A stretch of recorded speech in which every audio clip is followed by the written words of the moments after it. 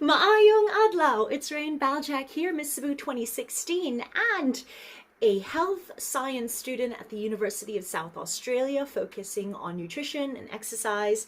And I am currently a UniSA Vacation Research Scholarship scholar. So I do a lot of reading and I do a lot of research, and I have to investigate a lot of biochemistry and information about health and food. So in this video, I'm going to be tackling the very sensitive topic of food. Hit subscribe if you haven't yet, and drop your questions in the comments down below if you have any, and make sure to give this video a like if you will find all the information helpful. So in this video, I will be talking about FREDG. These are your fried foods, your refined sugars, eggs, dairy, and gluten. So foods that come from this category, in most cases, cause inflammation in the body. So if you're someone with eczema or you are undergoing the topical steroid withdrawal process, then I recommend it is best to avoid these foods from reading a lot of forums and reading a lot of journal articles, and also looking at information posted by other dietitians, nurses, and eczema healing coaches. I've discovered that FREDG foods, if you avoid them, it helps in the management process and it lessens your chances of wanting to scratch yourself, because there is a huge correlation between what you eat and your gut microbiome. And that's why in a lot of cases you will also find information about consuming probiotics and prebiotics in order to help eczema. So when it comes to prebiotics, a lot of the time these are your fermented foods, like your sauerkraut, your kimchi, and in a lot of cases this can also help people with eczema. In my case, my body responded well, so I tend to eat those at least 2 to 3 times in a week, every other day in a row, because again, the acidity level is quite high, so you want to balance food out. Take into account that every person's body reacts differently. So just observe how your body feels from these recommendations and list down what works for you and what does not work for you.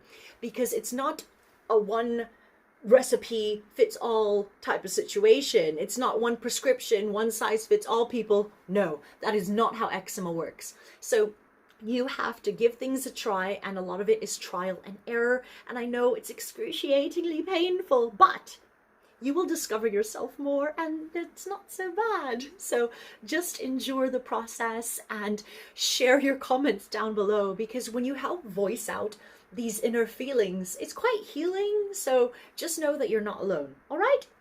Now, moving forward, foods that are high in salicylates sometimes cause inflammation, because in most cases, people with eczema are sensitive to salicylates. So you can investigate through platforms like the Eczema Coach, where she shares information about that, or you can refer to some of the websites that I will link in the comments down below, where you can discover what foods contain them and what foods do not.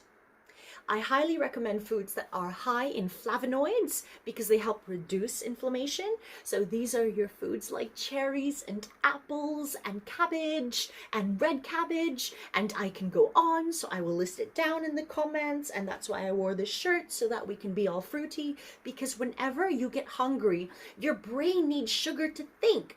More than 30% of what you eat goes to powering the brain, and the brain only relies on carbohydrates, sugars. It doesn't actually need proteins like the muscles in our body, which is what composes 40% of our body weight.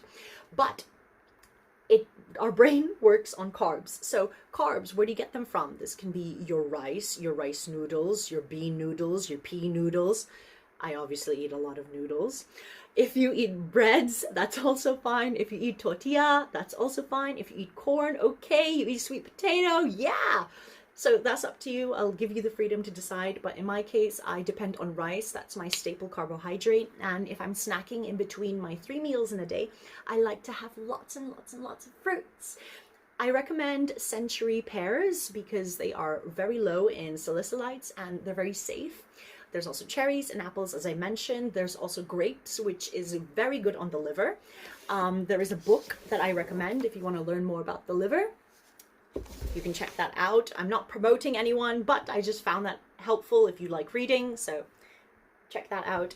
It's very common in this day and age where we eat out at restaurants and we want fast food because it's accessible, and we want to try all of these processed baked goods and pastries, and gosh, hello, these are called temptation. No, you cannot do that to yourself. You cannot consume all this processed, high sugar, high fat, high salt foods, because that will exacerbate inflammation, and you want to avoid any inflammation because you want to avoid the redness, you want to avoid scratching, you want to avoid hurting yourself from the inside out. So that's where I recommend lots of fruits, lots of vegetables, lots of proteins, because you need that to help rebuild your skin. And also lots of water. Drink lots of water. You need this in order to just survive as a human being. You can go on for days without food, but you cannot go on for days without water. You need water, so drink lots of water. It's very good for you, and I can tell you all about it, but to put it simply, just drink more water. More moisturization.